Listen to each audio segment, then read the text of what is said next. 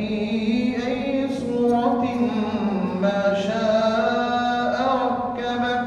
لا إله إلا الله والله أكبر الله أكبر ولله الحمد. الله أكبر الله أكبر لا إله إلا الله والله أكبر الله أكبر ولله الحمد. يا الله আমাদের জন্য পরিপূর্ণ ঈমান আর হিদায়াত আপনি দান করুন। ইয়া আল্লাহ পরিপূর্ণ ঈমান আর ইসলামের সাথে জীবন কাটানোর তৌফিক দান করুন। ইয়া আল্লাহ আপনার কোরআন আমাদেরকে যেভাবে বলে সিরাতে মুস্তাকিম। আসসালামু আলাইকুম ওয়া রাহমাতুল্লাহি ওয়া বারাকাতুহু। ওয়া আলাইকুম আসসালাম ওয়া রাহমাতুল্লাহি ওয়া বারাকাতুহু। ঢাকা সহ বাংলাদেশের সর্বস্তরের ইসলামী জনতা আজকে আমরা ঈদুল আজহার নামাজ আমরা আদায় করছি জাতীয় মসজিদ বাইতুল মোকাররমে। প্রথম নামাজ সকাল 7টায় আমরা আদায় করেছি। ইতিমধ্যে সারা বাংলাদেশের বিভিন্ন জায়গায় নামাজ শুরু হয়েছে এবং চলমান রয়েছে। আমি ঢাকাবাসী সহ দেশবাসীকে ঈদুল আজহার শুভেচ্ছা জানাচ্ছি। ঈদ মোবারক। ঈদ মোবারক। আমরা আশাবাদী যে শান্তিপূর্ণভাবে পুরো বাংলাদেশের জনগণ নিজ নিজ এলাকায় ঈদুল আজহার নামাজ আদায় করবে এবং নামাজ শেষে আজকে কোরবানি করবেন এবং এই কোরবানির গোশত বিতরণের মধ্য দিয়ে ত্যাগ এবং কোরবানির চেতনায় উজ্জীবিত হওয়ার পাশাপাশি পারস্পরিক ভ্রাতৃত্বের বন্ধনে আবদ্ধ হবে। গোশত বিতরণ, একে অপরের বাড়িতে যাওয়া আসা এবং আনন্দ ভাগাভাগি করে নেওয়ার মধ্য দিয়ে আমরা আজকে ঈদুল আজহার দিনটিকে আমরা উদযাপন করব ইনশাআল্লাহ। ঈদ যাত্রায় সরকারের পক্ষ থেকে চেষ্টা চালানোর পরেও আমরা দেখেছি কিছুটা অব্যবস্থাপনা থেকে গিয়েছে।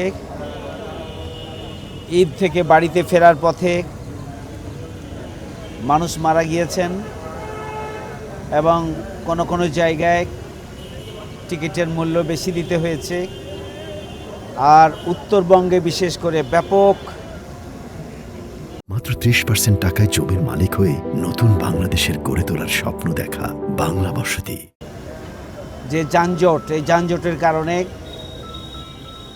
12 ঘন্টা 14 ঘন্টা পর্যন্ত 16 ঘন্টা পর্যন্ত মানুষকে রাস্তায় থাকতে হয়েছে। এরপরেও আমরা আশা করছি যে সকল মানুষ নিজ নিজ নারীর টানে পরিবারের কাছে গিয়ে পৌঁছেছেন এবং ঈদ জামাতে পরিবারের সাথে অংশগ্রহণ করেছেন এবং ঈদে অংশগ্রহণ করার মধ্য দিয়ে আনন্দ ভাগাভাগি করার, পরিবারের সাথে মিলিত হওয়ার যে আকাঙ্ক্ষা, সে আকাঙ্ক্ষা তাদের পূরণ হয়েছে। যারা এই যাত্রা ইন্তেকাল করেছেন সেই সমস্ত শোকাহত পরিবারের প্রতি আমরা সমবেদনা জানাচ্ছি। যারা ইন্তেকাল করেছেন আল্লাহ রাব্বুল আলামিন যেন তাদেরকে শাহাদাতের মর্যাদা দান করেন। আমিন। পরিবার পরিজনকে যেন ধৈর্য ধারণের তৌফিক দান করেন সেই দোয়া করি। ঈদুল আজহার যে শিক্ষা সেটি হচ্ছে ত্যাগ এবং কোরবানির শিক্ষা। ঈদুল আজহার শিক্ষা হচ্ছে ভ্রাতৃত্বের বন্ধনে আবদ্ধ হয়ে একটা ভ্রাতৃত্বপূর্ণ সমাজ গড়ে তোলা, ঐক্যবদ্ধ থাকার চেতনা গড়ে তোলা। এটি হচ্ছে ঈদুল আজহার শিক্ষা। গতকাল থেকে গোটা দুনিয়ার মুসলিম উম্মাহ ঈদুল আজহায় অংশগ্রহণ করেছেন। হজ হয়ে গেল বিশ্ব ভ্রাতৃত্বের এক নজিরবিহীন একটা ধারাবাহিক ঐতিহাসিক আমাদের ফরজ ইবাদত।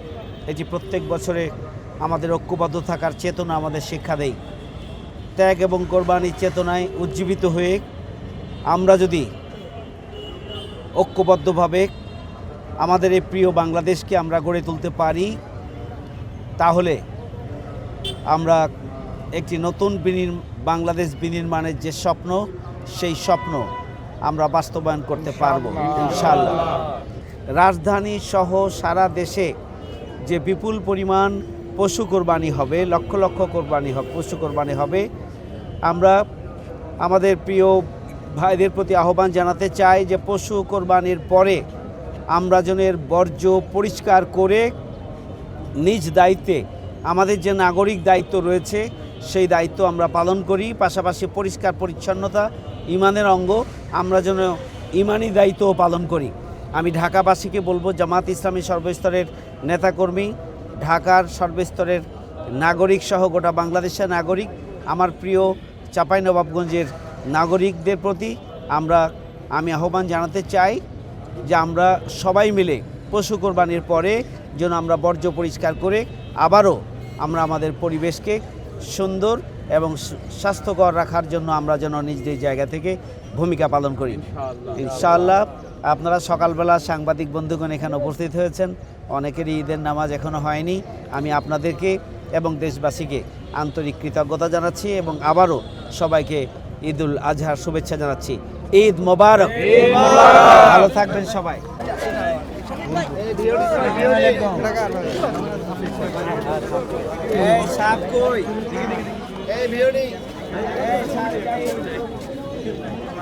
খোলা